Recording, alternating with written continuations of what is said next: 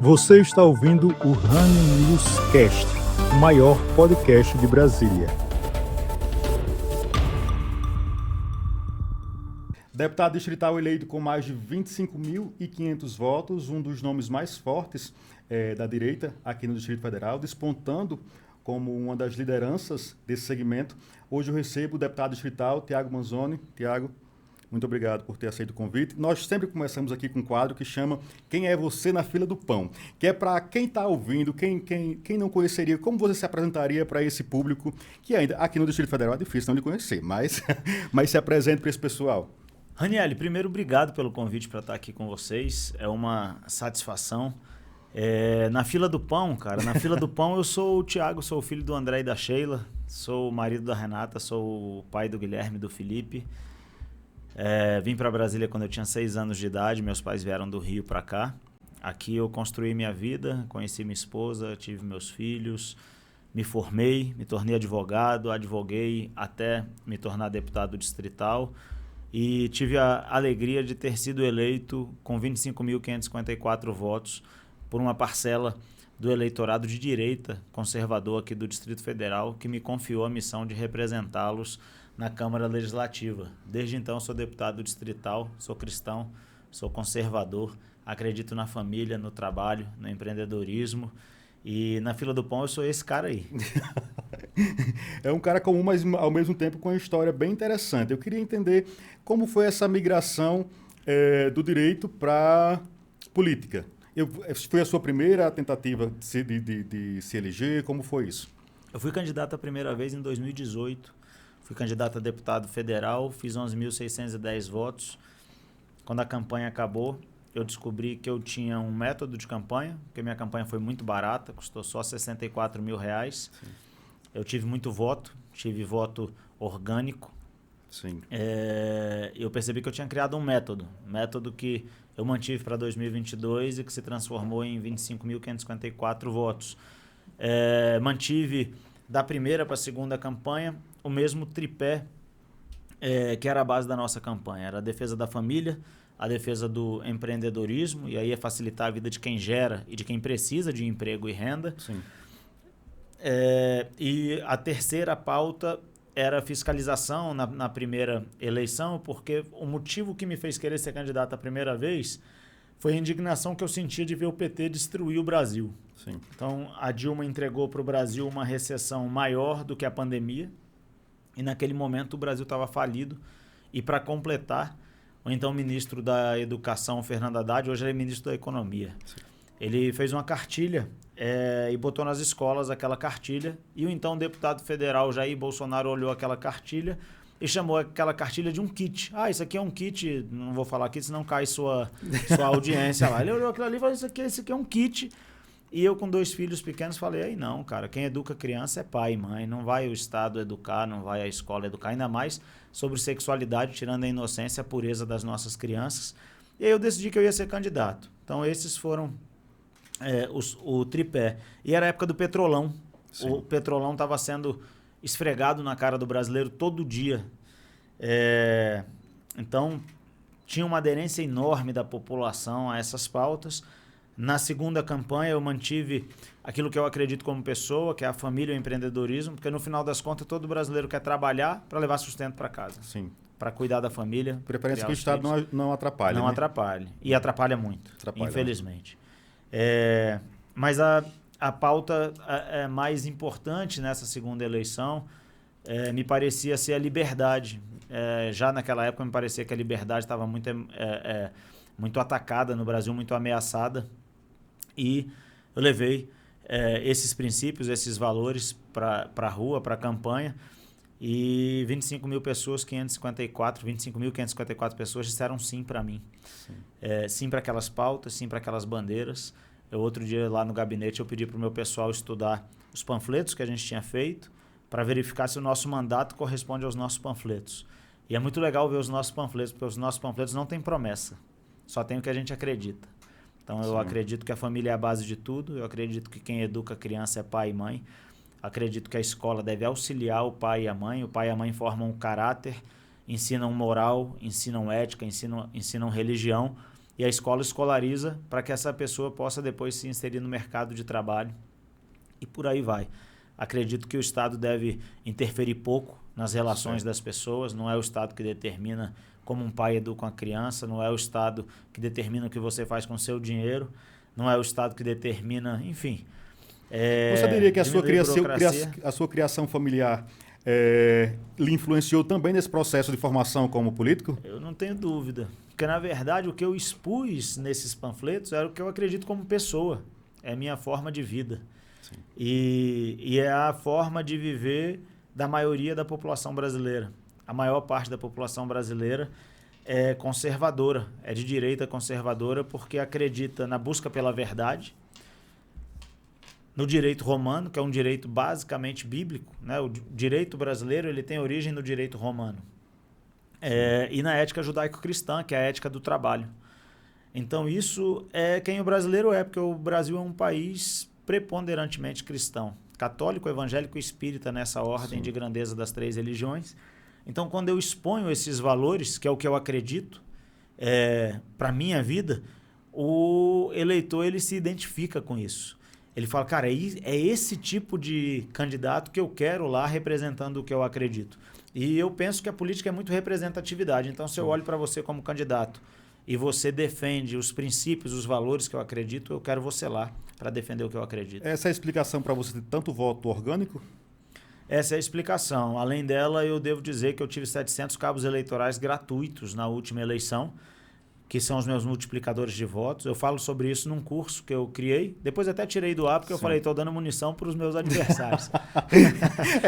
Até porque você tem um método e tem a consolidação, que é a sua eleição, inclusive também como você tem performado como deputado distrital, né? Que a gente vai aprofundar muito nesse tema, que você tem tido bastante destaque nisso. Então... Graças a Deus.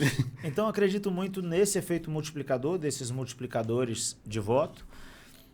E eu concorri na segunda eleição pelo partido do presidente Bolsonaro e com apoio da deputada Bia. E isso também fez uma diferença enorme. Aí essas 3 coisas se somaram e aí teve o fator decisivo da minha campanha, que foi Deus colocar a mão assim e falar, esse aqui vai ganhar a eleição. Sim. E aí ele fez com que eu chegasse lá, tocou no coração de 25.554 eleitores do Distrito Federal e ele me queria deputado e me botou lá. Sim.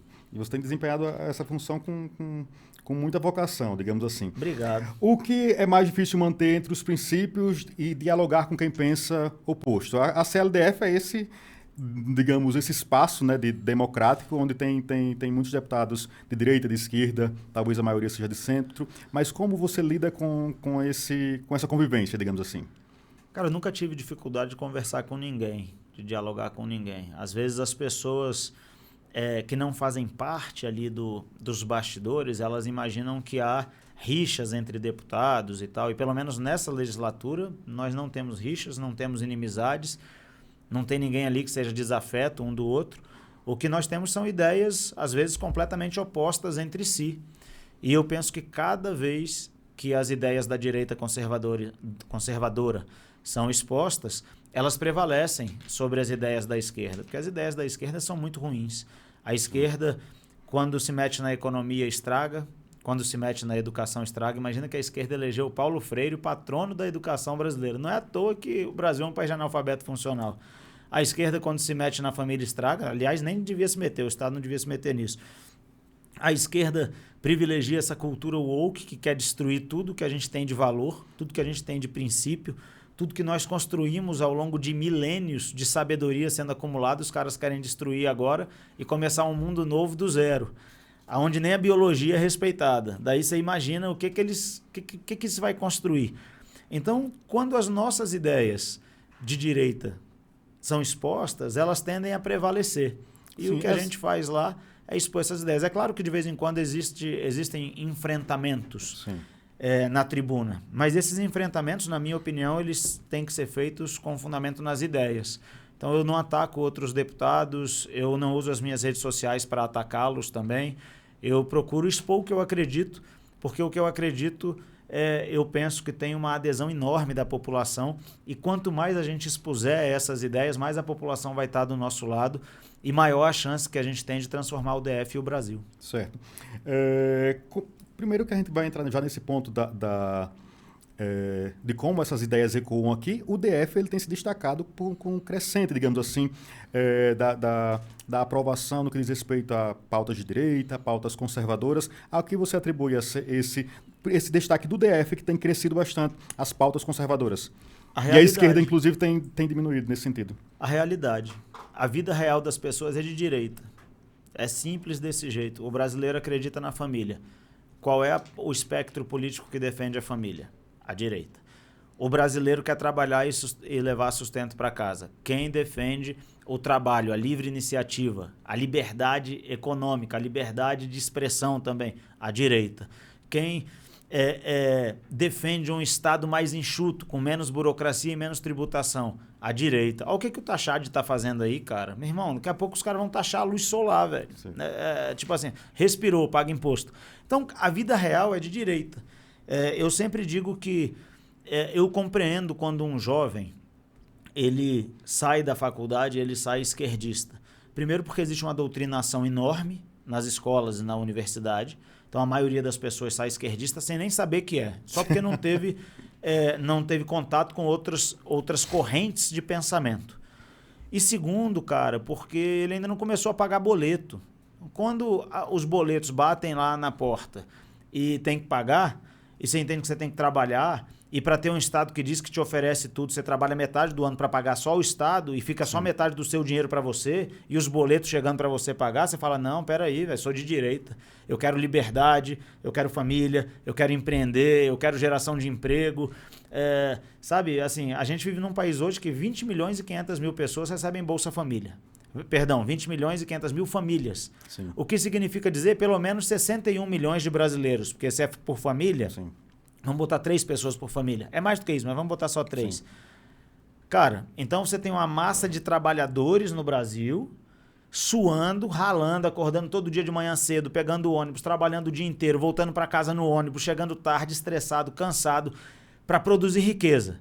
Aí o Estado vai lá e tira quase a metade do que esse cara ganhou. Tira no imposto de renda, no IPTU, no IPVA, no imposto sobre o consumo, de tudo que é jeito. Sim.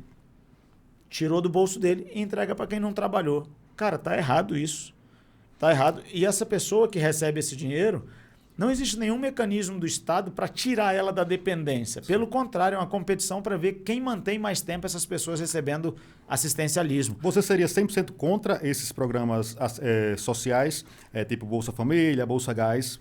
Eu acho que é o seguinte, cara. Eu acho que a pessoa tem que receber... Se ela está na miséria, ela recebe ajuda durante um período. O Estado, ao dar a ajuda para ela, qualifica essa pessoa para que ela não dependa mais do Estado. Então... Raniel, é o seguinte, você está precisando? Tá bom, o Estado vai te ajudar. Você tem 6 meses aí para se qualificar, para se inserir no mercado de trabalho outra vez. Durante esses 6 meses você recebe o auxílio, depois você não recebe mais. Sim. Porque senão... a ideia é ser uma política estruturante, né? Não é assistencialista. Então seria essa diferença. Cara, senão a gente vive esse absurdo que a gente está vivendo, que a galera recebe o dinheiro do Bolsa Família e gasta no jogo do tigrinho, pô. Sim. Quer dizer, é um absurdo. A gente está falando sobre conservadorismo, sobre fé. Como você acha que fé e política devem andar juntos e nessa perspectiva do Estado laico? Qual é a sua opinião? O Estado laico é o Estado que respeita todas as religiões. E eu acho que o Estado tem que ser laico mesmo. O Estado não tem que se meter na religião das pessoas. Por outro lado, essa mistura de fé e política, talvez eu enxergue de uma maneira um pouco diferente da maioria das pessoas. Porque todos nós carregamos alguma fé na vida. Até a fé de que Deus não existe. Sim. Então todo mundo carrega algum tipo de fé dentro de si.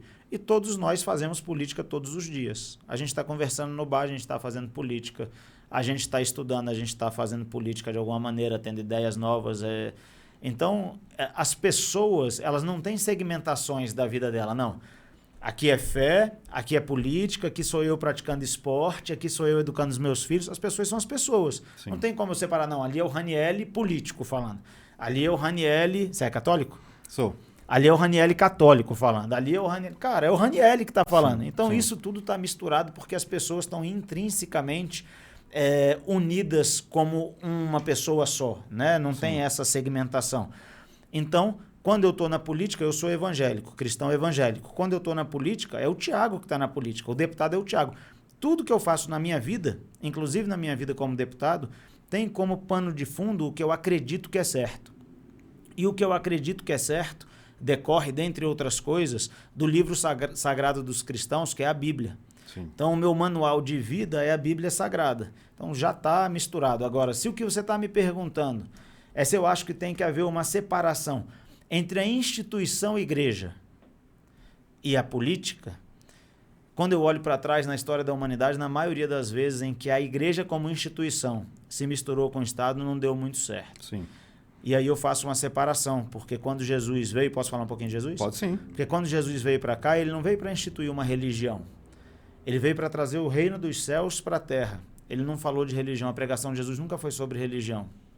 E Jesus, ele chamou de igreja o conjunto de pessoas que acreditavam nele. Nós é que depois dele segmentamos. Tem a Igreja Católica Apostólica Romana, tem a Igreja Protestante. Dentro dos protestantes tem vários segmentos e por aí vai. Tem a Igreja Luterana, tem a Igreja Adventista. Jesus falou assim, quem acredita em mim, esse somatório de pessoas que acreditam no meu nome são a minha igreja. Isso não é uma instituição. Sim. Isso é um grupo de pessoas que carrega a fé cristã. Essas pessoas têm que estar na política, na minha opinião. Elas são a única esperança que a política um dia dê certo no Brasil e no mundo. Porque Jesus falou para esses que acreditam nele, vós sois a luz do mundo. Se você tira a luz de qualquer coisa, só fica escuridão, trevas e nada funciona. Certo. Você se qualificaria aí como de direita, extrema direita? Eu não sei bem o que é extrema-direita, cara. Se extrema-direita é acreditar na família e defender a família, eu sou. Se extrema-direita é respeitar a biologia, eu sou. Se ser de extrema-direita é olhar para você e ver que você é um ser humano do sexo masculino e não é uma bagagem, por exemplo, porque outro dia desse teve uma senhora que chegou no aeroporto e disse que era uma bagagem, você viu isso? Não E vi. ela queria ser enrolada naquele saco de Naquele vermelhão de vedação, para proteger bagagem. Sim. Cara, então, se isso é ser de extrema-direita, beleza, eu sou. Se ser de extrema-direita é defender a liberdade do trabalhador e defender que o dinheiro dele fique no bolso dele, eu sou. Se ser de extrema-direita é defender menos tributo, menos burocracia, um Estado menor que interfira menos na vida das pessoas, eu sou. Agora, eu não vejo como isso pode ser extremista, entendeu? Sim. É porque hoje na discussão política brasileira funciona assim, todo pensamento que não é de esquerda, eles rotulam de extrema-direita. Tudo que não concorda 100% com eles e tem que ser uma submissão absoluta. Você não pode se submeter apenas parcialmente, tem que ser absoluto. Se você não se submete absolutamente ao pensamento esquerdista e ao projeto de poder esquerdista, então você é de extrema direita. Então, cara, se eles querem debater dessa maneira... Mas você se qualificaria como de direita, ideologicamente? Eu sou um conservador, eu sou de direita conservadora, de direita conservador. E o que eu penso? O conservadorismo ele é um pacto entre gerações. Então, eu tenho a obrigação de receber dos meus pais um planeta e entregar para a próxima geração um planeta melhor. Sim. E foi esse pacto entre gerações que fez com que o Ocidente se transformasse na potência que se transformou. Né? O mundo ocidental prosperou tão absurdamente que se a gente olhar para os dados de 1800, a expectativa de vida era em média 30 e poucos anos. Hoje a expectativa de vida no Brasil, que é um país subdesenvolvido, beira 80 anos de idade. Sim. O que foi que transformou o Ocidente nisso tudo? Foi o pensamento, a busca pela verdade, o direito romano e a ética judaico-cristã. É o tripé da civilização ocidental. Eu defendo esse tripé. Então, eu quero conservar isso. Eu quero que a gente continue evoluindo, mas o conservador pensa a evolução não pode ser rápida a tal ponto que se alguma coisa der errado eu não consiga voltar para o estágio anterior. Então a gente tem que evoluir, lógico, todo mundo quer evoluir, sim, mas a gente evolui numa velocidade que a gente sempre pode voltar se der errado. E ao contrário disso, os auto-intitulados progressistas, que eu não vejo eles como progressistas, acho que eles são o contrário de progressistas, eles querem destruir tudo que foi construído até hoje e construir do zero uma nova sociedade. Então, eles querem destruir a família, eles querem destruir a masculinidade, eles querem destruir a feminilidade, eles querem nos destruir, nos segmentando em pautas identitárias, então eles colocam todos uns contra os outros. Homens contra mulheres, branco contra preto, hétero contra homo, sexual, né? E por aí vai. Sim. Aí eles vão nos segmentando para nos dominar. Eu não vejo como isso pode ser chamado de progresso. Isso é regresso. Sim. A gente está voltando aos instintos mais primitivos da espécie humana. Outro dia eu estava olhando um rapaz passeando com um cachorro dele em Nova York, só que o cachorro dele era um outro ser humano. É de balançar a cabeça mesmo, assim, é inacreditável. Uhum. Então, de que forma isso pode ser progresso? E se você discorda disso, eu falei da mulher que achava que era uma bagagem, se você discordar dela, você que é um intolerante. Então, o que mais a gente tem que tolerar e aplaudir? Então, quando eu vou me definir, eu me defino, cara, como alguém que ainda tem racionalidade. E se ter racionalidade, porque quando eu olho para essa cultura woke, eles querem colocar o sentimento sobre todas as coisas. Então, explique para o nosso ouvinte o que seria uma cultura woke. Cultura woke é esse progressismo aí, cara. Eu evito chamar de progressismo, mas é essa cultura que coloca o sentimento acima de tudo. Então, se você se sente um hambúrguer, eu tenho que te tratar como um hambúrguer, mesmo vendo que você é um ser humano. Sim. Cara, não vou te tratar como um hambúrguer. Eu tenho um cérebro, eu tô vendo. Sim. Você é um ser humano. E eles querem colocar o sentimento das pessoas acima da racionalidade da própria ciência. Isso para mim, é muita loucura. Porque se eu me sentir um pássaro e eu pular do alto de um prédio, eu vou morrer lá embaixo. Porque a lei da gravidade, ela não está interessada em saber como eu me sinto. Sim. Se eu me sinto um pássaro, um avião, se eu acho que eu sou o Batman, entendeu? E, cara, hoje estão colocados esses dois extremos numa espécie de polarização. Então, cara, se olhar para alguém e dizer, meu amigo, não pula daí de cima não, tu pode se sentir um pássaro, não pula daí de cima não, que tu vai morrer lá embaixo. É ser extremista? Beleza, então eu sou.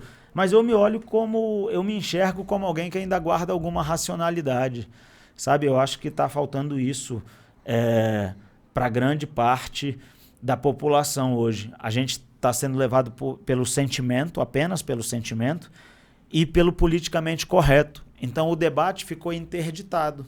Porque quando você discorda, você é chamado de extremista. E ninguém quer ser chamado de extremista. Sim. Né? É algo muito pejorativo. Ninguém quer ser chamado de fundamentalista. Mas você é chamado disso quando você discorda e quando você fala o óbvio. O óbvio. Então, cara, o debate está interditado. A gente precisa voltar para a racionalidade e precisa ter coragem de enfrentar essa mordaça que o politicamente correto colocou nas pessoas. Então, eu me vejo um cara que pensa, eu estudo, e quanto mais eu estudo, mais eu percebo que o conservadorismo é o caminho certo. Sim. E mais eu me posiciono com firmeza e mais eu sou chamado de extremista também. Mas você tá tranquilo com isso, né? Tô tranquilo. Nós temos um quadro aqui que chama Por Trás da Imagem, tá certo?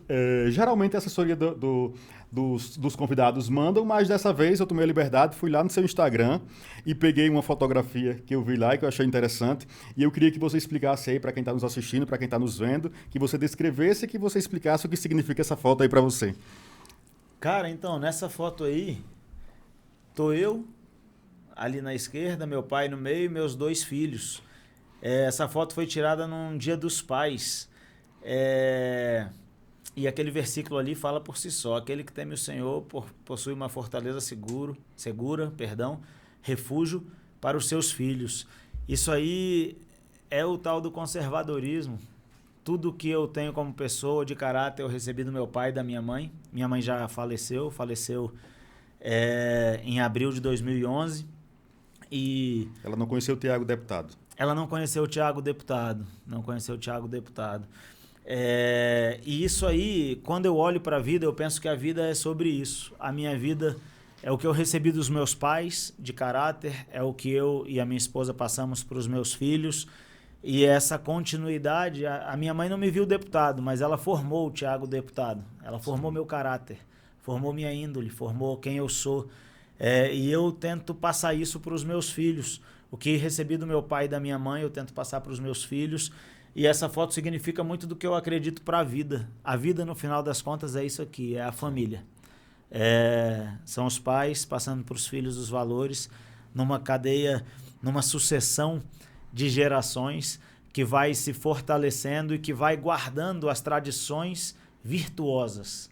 E eu acho que isso é o mais importante de tudo, é que a gente passe para as próximas gerações aquilo de virtuoso que a gente recebeu da geração anterior. O que é ruim, a gente pode deixar de lado, mas o que a gente recebeu de bom, a gente passa para frente. E eu quero deixar registrado aqui, não sei se um dia meu pai vai assistir isso, mas se um dia ele assistir, paizão, te amo.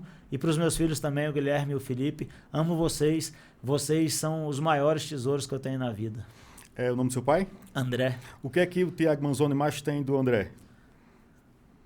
Estabilidade emocional. Estabilidade emocional. É difícil hoje em dia. É uma grande qualidade.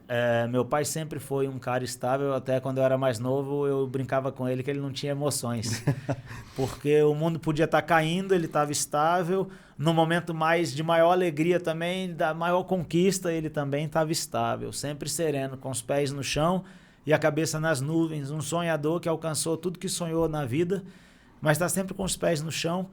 E me ensinou isso, a estabilidade emocional dele sempre abriu portas para a vida dele, além do bom caráter. Meu pai é um bom caráter, sim, é um homem de bom caráter. Agora, se você me perguntar o que seu pai e sua mãe te ensinaram de mais importante, acreditar no Deus da Bíblia.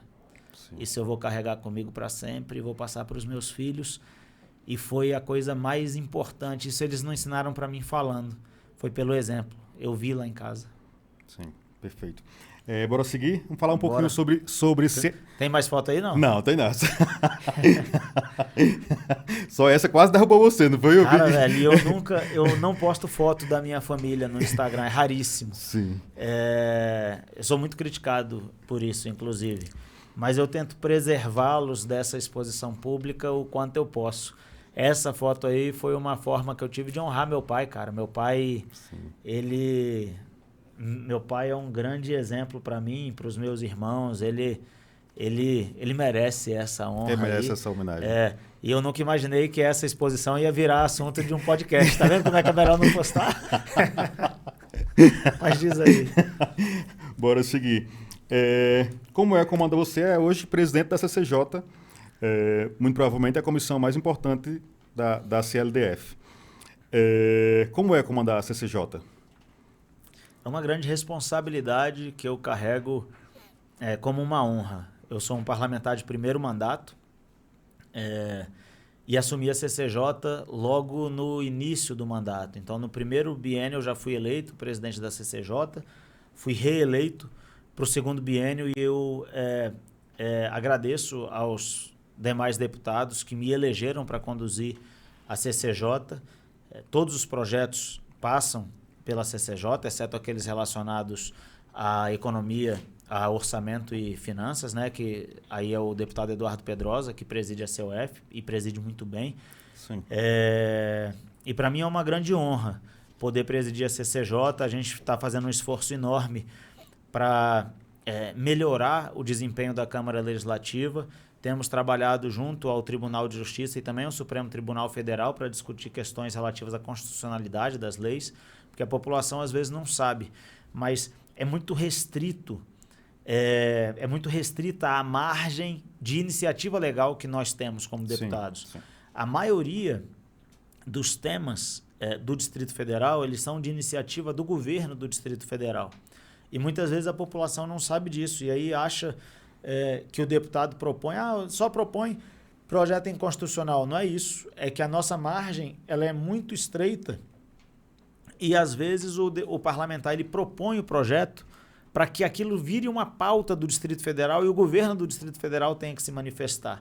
Então, a gente está fazendo esse trabalho junto ao GDF e também discutindo alguns temas, algumas competências nossas, como, por exemplo, a legislação sobre tributos. A gente discute com o TJ e com o Supremo, porque a gente acredita que essa é uma matéria que a gente tem o poder de legislar, a competência de legislar. Estamos trabalhando e tem sido uma grande honra. Eu tive a satisfação de propor o projeto que reduziu a alíquota do ITBI de 3% para 2% aqui no DF. Essa, para mim, foi uma grande vitória, porque uma das minhas pautas é a redução de tributo. Eu não consigo conceber uma vida saudável para o cidadão pagando tanto imposto quanto ele paga, quanto nós pagamos, né? Porque eu sou cidadão também. E conseguir reduzir a alíquota do ITBI foi uma grande vitória, porque reduzir tributo é muito difícil. É difícil. É muito difícil. Abrir mão de arrecadação é difícil. E eu acho que o Estado deveria abrir, porque cada real de arrecadação que o Estado abre mão, esse negócio de abrir mão é até engraçado, porque parece que o dinheiro é do Estado. Sim. O dinheiro é de quem trabalhou, né? Mas o termo técnico é esse aí, abrir mão, né, de arrecadação. Renúncia fiscal. Cada real a menos no bolso do Estado é um real a mais no bolso do cidadão. E esse dinheiro vai rodar na economia. Vai rodar na economia. E mesmo que o cidadão não faça esse dinheiro rodar e mantenha no bolso dele, é onde esse dinheiro deveria estar. Porque, afinal de contas, quem trabalhou para fazer o dinheiro foi o cidadão ou foi o Estado? Então, cada real que a gente consegue tirar da mão do político e deixar na mão do cidadão é uma vitória. E nesse caso do ITBI, nós tivemos uma grande vitória. Certo. Esse é o projeto que você mais se orgulha de ter apresentado, de ter aprovado? Qual seria... Em termos de tributo, sim. Mas a gente tem em termos gerais, qual seria o projeto que você mais destacaria ao longo desses quase... Estamos fazendo o terceiro ano, né? Eu sou o autor da PEC que garante a defesa da vida desde a concepção. Eu tenho muito orgulho disso, porque eu sou um defensor da vida. E essa é uma pauta com a qual eu me comprometi na campanha. Eu tenho muita satisfação de ter apresentado o projeto de lei que torna a língua portuguesa e a matemática disciplinas elementares, inclusive com remuneração para os monitores e com premiação para as escolas que mais tiverem sucesso nessas duas disciplinas, porque a aprendizagem de todas as outras disciplinas depende do português e da matemática. E os nossos alunos, infelizmente, sabem muito pouco de português e matemática. Sim. Então, cada vez menos, parece. E a gente precisa mudar isso, porque senão daqui a pouco o Brasil não consegue produzir mais nada. O gap de produtividade, na verdade, o déficit de produtividade que o Brasil tem é o déficit da nossa educação. Paulo Freire. Sim. Então, a gente precisa mudar isso. Então, língua portuguesa e matemática como disciplinas elementares.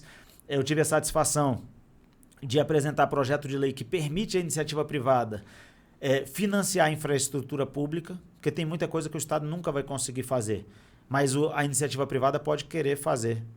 Por exemplo, lá em São Paulo, a gente tem o Parque do Ibirapuera hoje, todo cuidado pela iniciativa privada. Por que a gente não pode fazer isso aqui no nosso parque da cidade? Sim. Por que a gente não pode oferecer para uma multinacional gigante, por exemplo, 40, 50 anos de nome nas estações de metrô e falar para ela, você vai explorar 50 anos aí, tanto a atividade econômica da estação quanto o nome.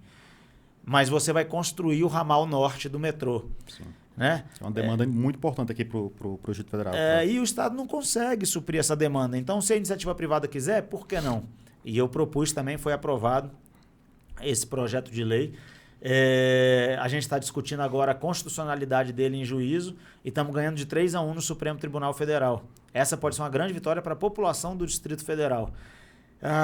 Outros projetos de lei a que eu posso me referir, que eu já falei um da educação, falei esse do ITBI, falei esse que fomenta a PPP, né, que é a parceria público-privada. Cara, e a gente tem outros... A maioria dos nossos projetos são voltados para a educação, porque eu acredito que as escolas podem auxiliar o Brasil e o Distrito Federal, obviamente, nesse caso, a sair da pobreza. Quando a gente pega a Coreia do Sul e compara com o Brasil na década de 80, o IDH, o Índice de Desenvolvimento Humano dos dois países, era muito parecido. E o índice de produtividade e industrialização dos dois países era muito parecido também. Aí a Coreia do Sul passou a priorizar a educação. Mas a educação para ensinar os alunos o que importa. Português, matemática, história, geografia. E não para doutrinar aluno para formar militante político-ideológico, como às vezes acontece, muitas vezes acontece no Brasil. Resultado, a Coreia do Sul virou uma potência. E o Brasil continua na mesma faixa que ele tinha na década de 70, na década de 80. Quer dizer, 50 anos se passaram e o Brasil está estagnado.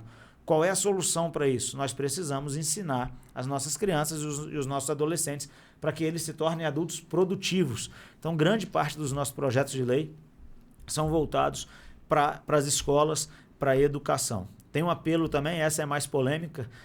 Eu passei um dia na frente de um evento que estava acontecendo, proposta de emenda à lei orgânica, que é a nossa Constituição Estadual, né?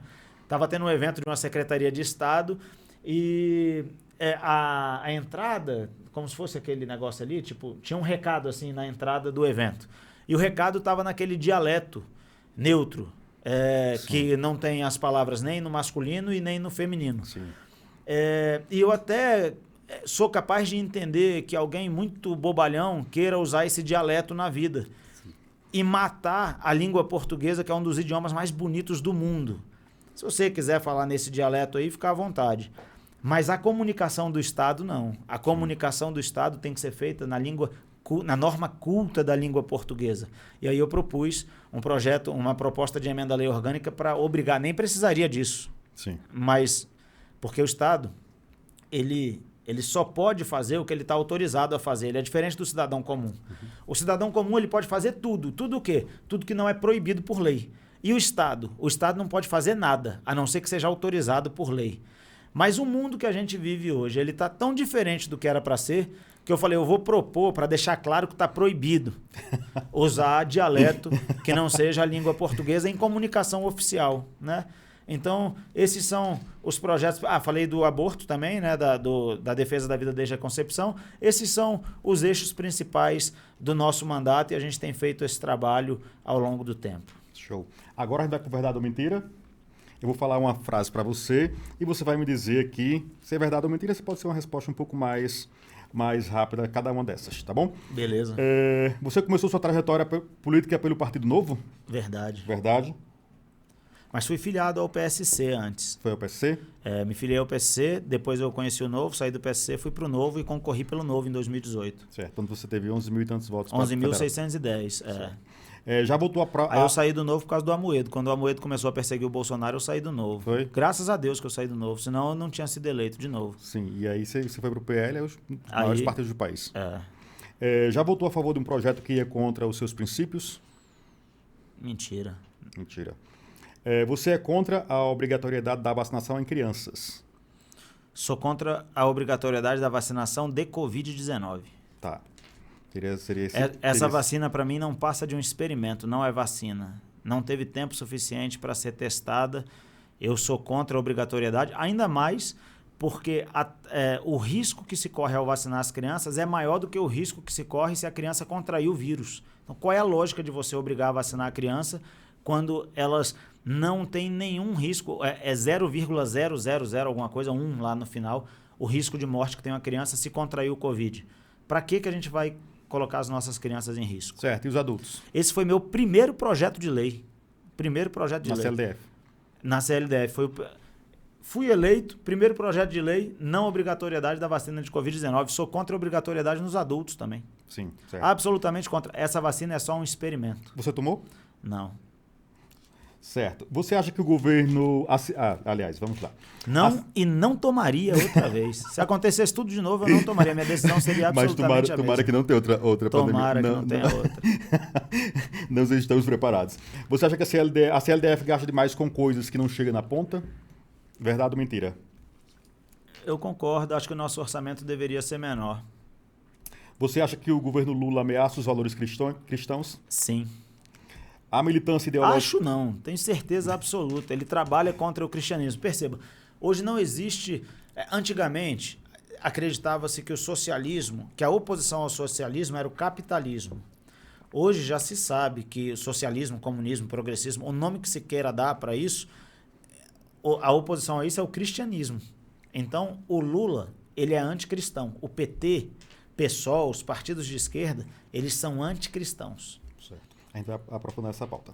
Beleza. A militância ideológica disfarçada nas escolas do DF? Existe. Sim. Você acredita que a polícia brasileira... Agora, olha só. Existe militância. Existe barra. Existe militância. Mas tem muito professor conservador que está lá só para ensinar a disciplina mesmo, conteúdo programático. Sim. O que eu percebo? Os professores, durante muito tempo, eles foram engolidos pelas pautas do Simpro.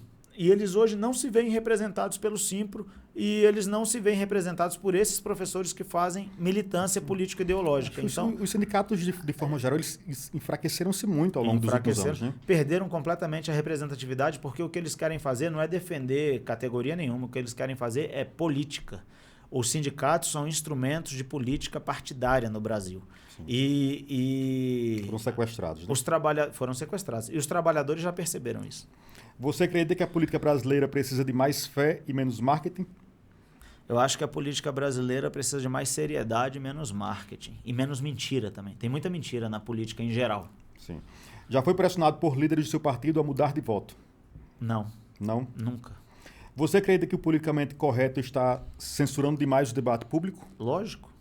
Que debate? Se quando eu vou debater eu sou chamado de extremista. E o que eu percebo lá na Câmara? Só tem 6 deputados de esquerda. O resto é tudo de centro-direita, ou se diz, pelo menos, de centro-direita. Ninguém tem coragem de debater, pô. Quase ninguém tem. Não sei se é coragem ou paciência ou saco. Sim. Por que eles não querem debater? Porque qualquer debate que se faça, você é rotulado de extremista, nazista, fascista, ista. Então ninguém quer discutir mais. Eu discuto. Eu tô lá para defender o que eu acredito. Então, mas que o politicamente correto amordaça as pessoas, amordaça. Certo, vamos mais um bloco aqui de perguntas. Você tem posições muito firmes em relação a diversos temas. E você tem tido muito destaque, provavelmente dessa nova geração da direita aqui do DF, um dos nomes mais fortes, se não o mais forte. O que você atribui esse seu destaque, principalmente nessa legislatura, sua primeira legislatura como deputado distrital? Você acha que tem muito a ver com os seus posicionamentos e com sua firmeza em se posicionar a respeito disso? Acho não, tenho certeza. Tudo que o cidadão quer é que apareça político lá para defender o que é certo. E eu tenho coragem de defender o que é certo e vou defender até o final do mandato. Eu imagino que você gasta muita energia, eu digo energia como ser humano mesmo, nesses debates, e principalmente em algumas pautas que são espinhosas, que geram debate, geram uma certa mobilização. E como é que você lida com isso? Não sei se você chega no nível de exaustão, porque são muitas pautas que você está defendendo o tempo todo, né? Então, é cansativo, mas essa é a parte boa. Eu fui eleito para isso. Quem votou em mim, votou porque eu acredito no que eu acredito. Então eu tenho o dever moral de me posicionar com firmeza. Eu sou educado. Então eu me posiciono com educação e firmeza em todas as pautas que são caras para o meu eleitor. Então todas as pautas conservadoras eu sempre vou me manifestar, não importa qual seja ela, e não importa o quanto de energia eu tenha que gastar para isso, porque se a gente não tiver quem esteja disposto a gastar energia pelo que é certo, nós estamos lascados. Sim. Então a população do DF pode continuar contando comigo, que eu estarei lá sempre. Certo. Eu falei no Instagram que o deputado Tiago Manzoni está aqui. Coloquei lá uma caixa de perguntas, lotaram a minha caixa de perguntas com perguntas para o deputado, e agora o deputado vai ter... Já está aqui, né, deputado? Vamos responder. Bora lá, Leandro, pergunta do ouvinte. Deputado, o senhor é pai. Que tipo de educação você quer para os seus filhos no DF? Que tipo de educação eu quero para os meus filhos no DF? O tipo de educação que os pais quiserem dar. Isso não é papel do Estado. Não sou eu, como político, que vou interferir na forma que você educa seus filhos. Educação é papel de pai e mãe. Certo. Próxima. Como o senhor enxerga o papel do político cristão no Estado laico? Eu falei disso um pouco no Sim. início. Lá eu sou deputado. Mas eu carrego o cristianismo como a base de tudo que eu acredito. Então, todas as minhas pautas têm como base os princípios e valores da ética judaico-cristã. E eu enxergo que dentro desse contexto de que cada um está lá para defender o que acredita, o cristianismo tem que estar inserido na política. Sempre. Os cristãos devem estar na política. Retirar os cristãos da política é entregar para que dê errado. Certo. Próximo. O que o senhor pensa sobre as críticas de que é radical demais em temas morais? Eu fico feliz demais, porque se estão dizendo que eu sou radical, é porque eu estou defendendo o que é certo e eu estou defendendo com veemência. Esse é um compromisso que eu tenho comigo, com o meu eleitor e com o meu Deus. Eu sempre defenderei essas pautas de maneira firme. Certo. Sigamos. Você já se arrependeu de alguma votação na Câmara Legislativa? Cara, não que eu me lembre. A gente vota alguns projetos muitos projetos que eles são muito, muito complexos, né? Então, sim, às vezes, por mais que a gente estude, por mais que a gente se dedique, e a gente faz isso. Lá no meu gabinete, a nossa equipe estuda muito. Eu estudo também, eu sempre fui um cara estudioso.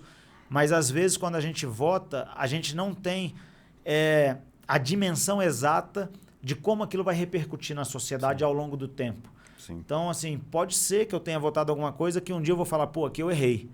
Mas até agora, não. Sim. Até agora, não. Essa só começa na sua carreira ainda, né, deputado? Assim, vamos ver, né? Vamos ver. E o dia também que eu me arrepender, eu não tenho compromisso com erro, não. Eu falei, errei. Desculpa, errei. Próximo, Leandro. Se estivesse conversar com um político de esquerda nacional, quem seria e por quê? Eu converso com qualquer pessoa, não vejo problema em conversar com ninguém. Sim. Na Câmara Legislativa, o deputado da esquerda com quem eu tenho melhor facilidade de diálogo é o deputado Chico Vigilante. Sim, deputado do PT. O deputado da esquerda com quem eu tenho maior trânsito é ele.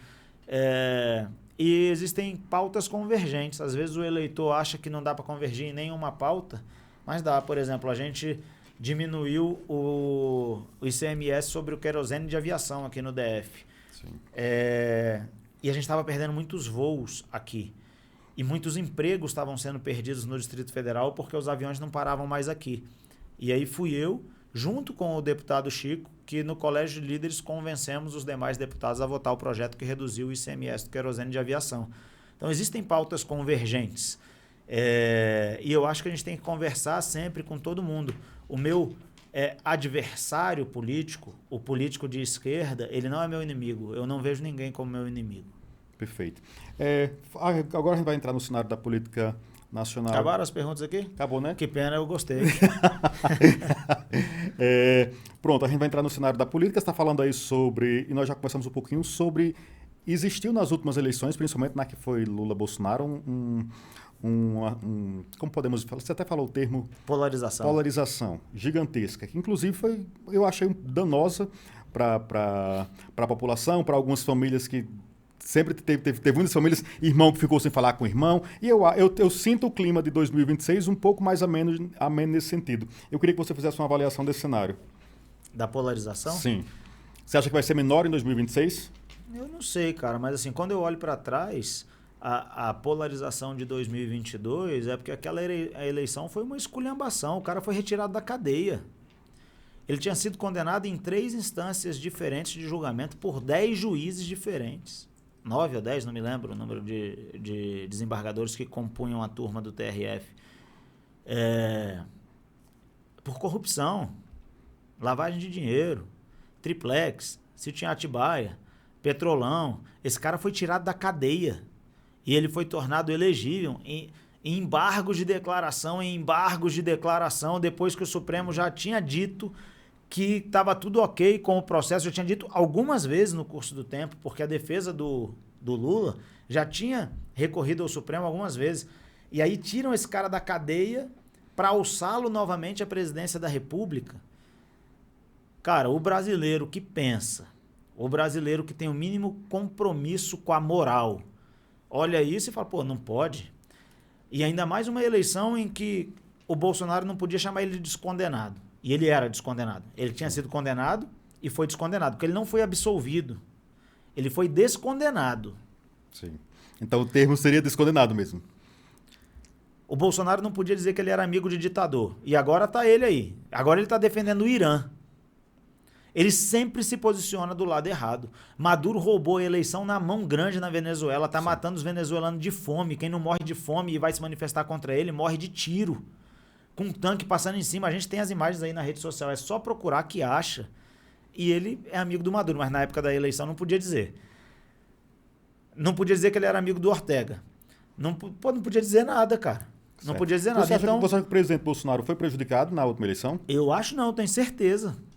Eu tenho certeza. Ele foi prejudicado por várias decisões judiciais no curso do processo eleitoral que foram extremamente ruins para ele. Ele não pôde usar a imagem do dia 7 de setembro. Ele não pôde usar a imagem dele no enterro da rainha da Inglaterra. Ele não pôde usar discurso dele feito no 7 de setembro.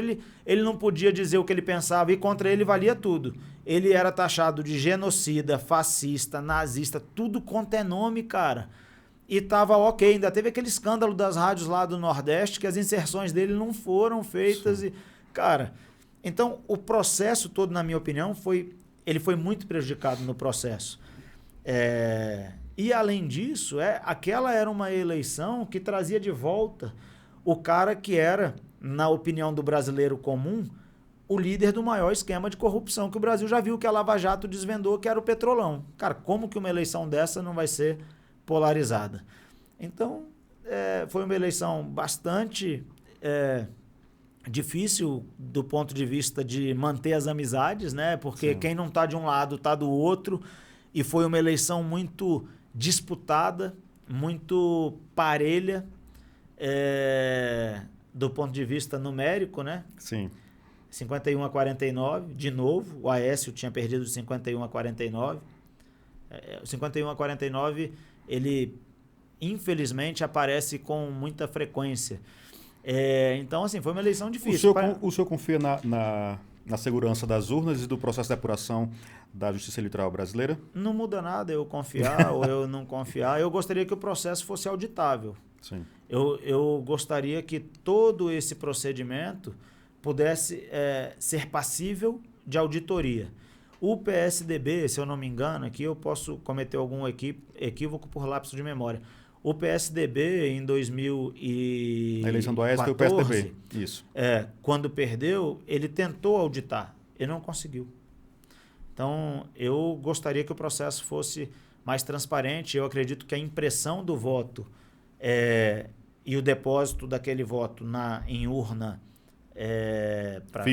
física de papel, sim, acho que seja importante. Mas confiar, desconfiar, isso é só fé. Se você não pode auditar, é só fé. Quem acredita, tem fé. Quem não acredita, também tem fé. Um tem fé que está tudo certo, o outro tem fé que está tudo errado. E, cara, essas coisas não podem ser com base na fé, né? Tem que ser com base na conferência. Tem até fé no meio, mas é conferência. Não é? Não é? Eu estou errado. Não, é isso. Estamos no cenário nacional, 2026 é logo ali, né? Quando o senhor retornar do recesso, a gente já vai estar quase no clima de 2026. Vamos falar um pouquinho primeiro sobre o cenário nacional. Até esse momento, que a gente está gravando o programa, o presidente Bolsonaro não pode concorrer, tá certo? Tem outros nomes aí despontando para a direita. A ex-primeira-dama Michele Bolsonaro, Tarcísio de Freitas, Ratinho Júnior, Caiado, talvez Eduardo, Flávio. Eu queria saber qual é o seu posicionamento, como você vê esse cenário 2025. Não adianta você dizer que o seu posicionamento muda, porque o seu posicionamento muda, porque eu sou uma liderança muito importante aqui no DF. Qual é o meu posicionamento em relação à eleição presidencial? Sim, o que você acha que vai acontecer? Rapaz, o que eu acho que é certo acontecer, o que eu acredito que é certo, é o Bolsonaro estar elegível. Sim. Quais são as razões da inelegibilidade do Bolsonaro? O Bolsonaro está inelegível porque fez um comício e porque fez uma reunião com embaixadores durante o mandato presidencial. É razão para alguém ficar inelegível? Não é. Então, o que, na minha opinião, é o correto de acontecer do ponto de vista jurídico? É o Bolsonaro estar elegível e eu espero que ele esteja para que eu possa votar nele. Certo. Esse é o cenário que eu vejo que é o correto. Certo. Esse é o cenário 1. Vamos para o cenário 2. Considerando que o Bolsonaro não esteja elegível, quem você acha que seria o nome mais forte da direita? Aí é o seguinte, Raniel, se eu penso no cenário 2, aí eu sou obrigado a desacreditar do nosso sistema judicial. E eu prefiro não desacreditar. Certo. Eu prefiro não desacreditar. Eu não posso acreditar que o Bolsonaro vai estar inelegível porque fez um comício e porque se reuniu com embaixadores no cargo de presidente da República. Ah, mas ele falou não sei o que lá com os embaixadores. Não importa. Não importa. Não tem em lugar nenhum escrito o que o presidente da República pode falar com embaixadores ou o que ele não pode. Razão muito maior para a inelegibilidade, se nós fôssemos tomar em conta esse tipo de critério, que é da cabeça do julgador, seria o posicionamento do Lula em relação ao grupo terrorista Hamas. O Lula, quando houve o massacre do Hamas em Israel, ele não condenou e foi incapaz de chamar aquele grupo de grupo terrorista. Mas ele condenou quando Israel se defendeu. Isso, na minha opinião, é muito mais grave do que uma reunião com embaixadores. Então, eu não posso desacreditar do sistema judicial. Certo. Se, lá na frente... Sim, vamos falar do se. Eu insisto no se. Se, lá na frente, isso for mantido, eu tenho certeza absoluta que o presidente Bolsonaro vai indicar o nome em quem ele confia para ser o candidato à presidência, e o meu candidato à presidência vai ser o nome que o presidente Bolsonaro indicar, se as coisas continuarem desse jeito. Certo. Vamos agora falar do cenário do DF. Atualmente, podemos dizer que o senhor é um deputado de situação? Sou um deputado da base do governo. Certo. Como é que o senhor avalia o governo Ibanez Rocha? Aí, 1.0 e 2.0. Aí eu vou dizer de novo que a forma como eu avalio é pouco relevante. Não, Agora, o senhor é deputado distrital. Agora, como que a população avalia? Sim. Eu acho que, de maneira geral, a população avalia bem o governador Ibanez. Sim. Isso a gente sente andando nas ruas e as pesquisas mostram isso. O governo tem algumas dificuldades. Como, por exemplo? A saúde é uma grande dificuldade que o governador Ibanez enfrenta e que nós, como parlamentares, também enfrentamos. Como é que... Cara, às vezes as pessoas têm a impressão de que o político ele não tem sentimentos. E as pessoas... Diga para o pessoal de casa, o político tem sentimento. Cara, quando a gente vai no hospital, que a gente vê a situação que as pessoas estão enfrentando, isso dói na gente. Sim. Dói. Quando a gente chega no hospital de Planaltina e tem um pediatra só para atender toda aquela região e o pediatra tá com uma criancinha com pneumonia, não estou contando história que eu estou inventando, não. Isso aconteceu. Tá com uma criancinha com pneumonia e fala assim, deputado, eu não tenho o equipamento para fazer o exame, para saber como eu devo tratar essa criança. Sim.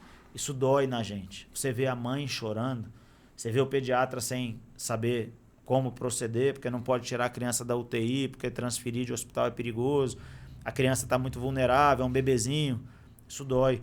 Quando a gente chega no hospital de Ceilândia e não tem um desfibrilador, isso dói na gente. Quando a gente chega no hospital de Taguatinga e a gente vai na maternidade e tem 6 camas, 3 de cada lado, cada parturiente ou cada donzela que deu à luz, sim, com o seu companheiro, esposo, marido, sem ter nenhuma cortina para separar uma cama da outra, isso dói na gente. A precariedade do nosso sistema de saúde, quando morre alguém por falta de atendimento, quando alguém que precisa de uma hemodiálise não consegue fazer hemodiálise, isso dói na gente. E a população precisa saber disso.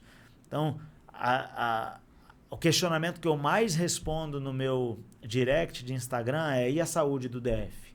Sim. E a gente precisa dizer que a saúde realmente precisa de melhoria, mas que ela não está esquecida, que ela não está abandonada e cada um na sua função está fazendo o que pode.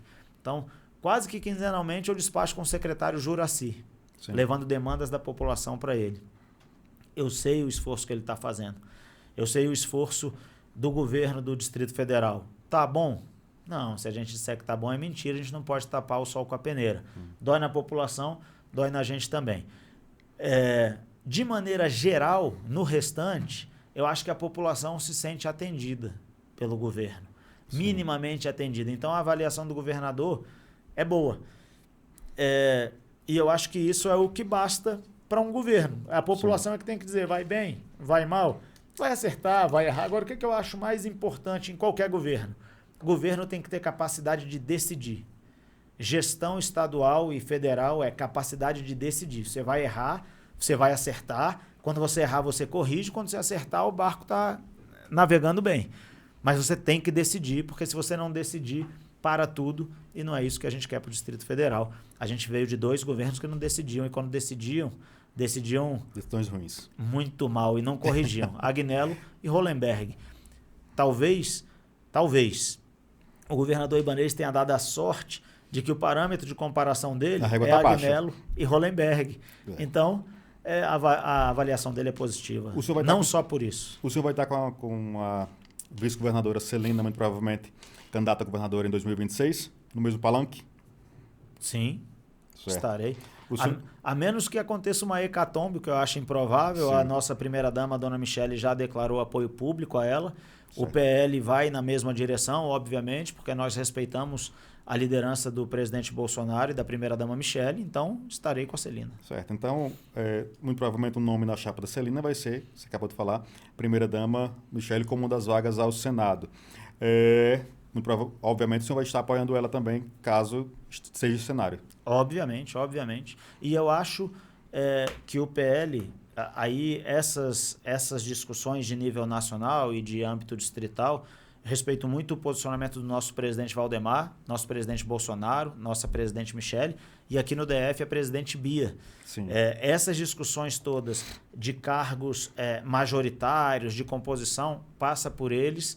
E em relação a essa composição, eu sei que o PL ainda não se decidiu em relação a de que forma vai proceder no que tange as 2 vagas do Senado, no que tange a eventual vice-governadoria do Distrito Federal. Então, essas conversas eles estão fazendo e a direção que eles nos derem nós vamos seguir. Eu acho que o PL tem voto e como o maior partido do Brasil, sob a liderança do presidente Bolsonaro, do presidente Valdemar, da dona Michele, eu acho que o eleitorado daqui gostaria de ter mais candidatos do PL a cargos majoritários. Vamos ver o que vai acontecer. Perfeito. Como é que vai estar deputado Tiago Manzoni em 2026? Qual o senhor é candidato à reeleição? O senhor vai alçar um voo mais alto? Porque o nome do senhor, como já falei aqui várias vezes, encare como um elogio, é um dos nomes de destaque aqui na direita do DF. Então, obviamente, o senhor teria voto para pensar na possibilidade de um outro voo. Passa pela cabeça do senhor. Você está se referindo aí para a Câmara Federal. Para a Câmara Federal, isso. Então, darei esse passo. Você acha que é viável? Eu acho que é viável. Tem muita gente me dizendo que acha que é viável e quando a gente conversa com o partido tem passado para mim que espera de mim que eu dê esse passo, porque nós precisamos de mais representantes na Câmara Federal. A deputada Bia e o deputado Fraga fazem um grande trabalho na Câmara Federal, mas o partido sabe que pode mais e que precisa de mais. Então, nós falávamos do seu processo de eleição, o senhor falou que desenvolveu um método. Até, por o senhor estar aqui, podemos dizer que é um método bem sucedido. O senhor tem um método, muito provavelmente tem voto, então nós podemos dizer hoje que o senhor é pré-candidato a deputado federal? Podemos dizer hoje que eu sou pré-candidato a deputado federal. Pelo Partido Liberal? Pelo Partido Liberal. Podemos dizer isso sem medo de errar. A gente sabe que na política, às vezes, as coisas mudam. Mas eu prefiro trabalhar...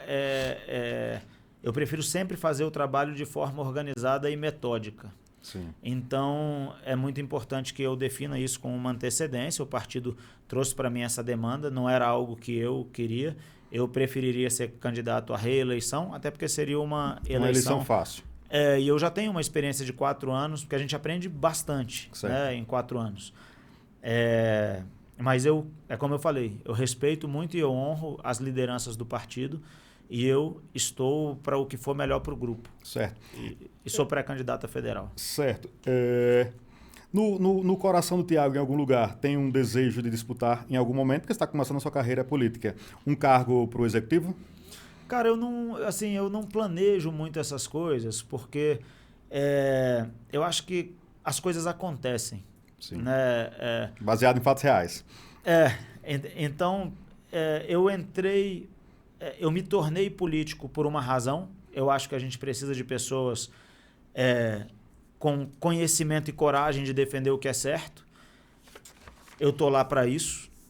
Se eu hoje, eventualmente em 2026, for demandado para concorrer a um espaço na Câmara Federal, eu irei e lá eu continuarei fazendo o meu trabalho de defender as pautas corretas. E se um dia eu ainda estiver na política e o Distrito Federal achar que eu devo concorrer a um cargo executivo, eu concorro, mas isso não arde no meu coração, não é algo que eu fique planejando. Pelo menos nesse momento. Eu evito fazer plano porque, no final das contas, Ranieri, cara, a resposta certa vem de Deus, é Ele que dirige meus passos, e não adianta a gente ficar planejando aqui, quando no final das contas são tantos fatores que tem que se encaixar. Sim. Para 2026 ainda tem um caminhozinho pela frente, né? Para 2026 ainda tem um caminho pela frente e o futuro está nas mãos de Deus. Eu não me negaria a concorrer a cargo nenhum em 2030, 34, 38, mas também não sei se fico na política até lá, entendeu? A vida é assim. Eu diria, se tivesse que fazer uma aposta, eu diria que o senhor fica. Amém. Amém. Vamos para o nosso último quadro agora, bate bola rápido. Eu vou dizer uma frase e você vai me responder com uma palavra só. Uma palavra? Sim. Ou pode ser uma... Pode ser uma expressão. Curto. O que você está querendo dizer é curto. Primeiro, um valor inegociável. A fé em Deus. Perfeito. Um deputado que o senhor discorda, mas respeita.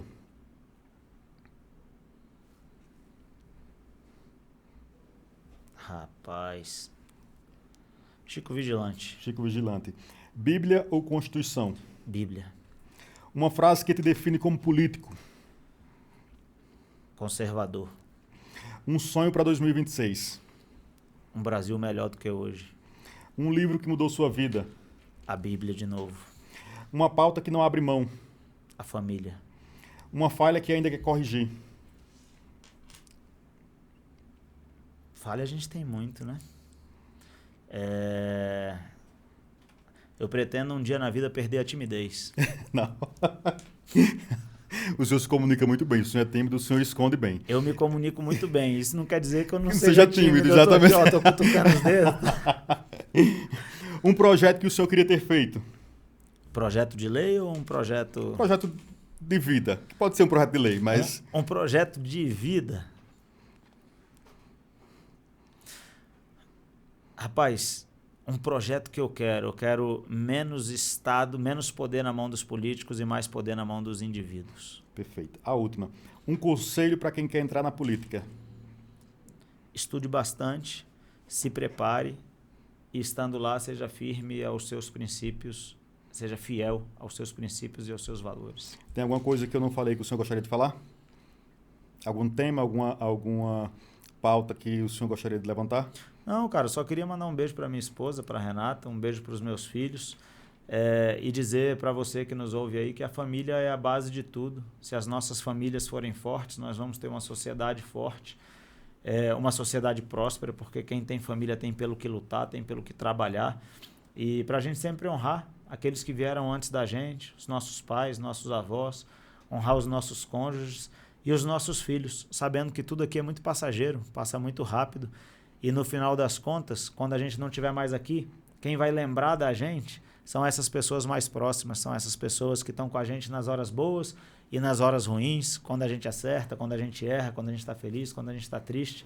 Então, honrar a família, eu acho que é a base de tudo. E mantenha a sua fé em Deus, Ele existe, se preocupa com a sua vida e está disposto a cuidar de você. É isso. Amém. O último quadro aqui chama Venda Seu Peixe, que é uma oportunidade para o senhor deixar os contatos do senhor, o Instagram, as redes sociais, canal que o senhor tiver, para o nosso ouvinte seguir o senhor. Legal. Nosso Instagram é thiago.manzoni, thiago.manzoni. Manzoni escreve com Z, M-A-N-Z-O-N-I no final. O nosso site é thiagomanzoni.com.br. No Instagram tem aqueles cortes de vídeos. No site tem uma espécie de prestação de contas, onde a gente mostra para a população tudo que a gente está fazendo. E no YouTube, Thiago Manzoni DF, tem todos os discursos que a gente faz na Câmara Legislativa e outros vídeos legais. Vai ser uma alegria ter você por lá. Acompanha nosso trabalho. Fique à vontade para fazer críticas, elogios, sugestões. Tamo junto. Deputado, valeu. Muitíssimo obrigado pelo bate-papo. Cara, muito legal. Obrigado, viu, velho? Obrigado. Obrigado pelo convite, foi fera demais. Valeu. Pessoal, semana que vem a gente tá de volta. Um abraço. Você está ouvindo o Rani News Cast, o maior podcast de Brasília.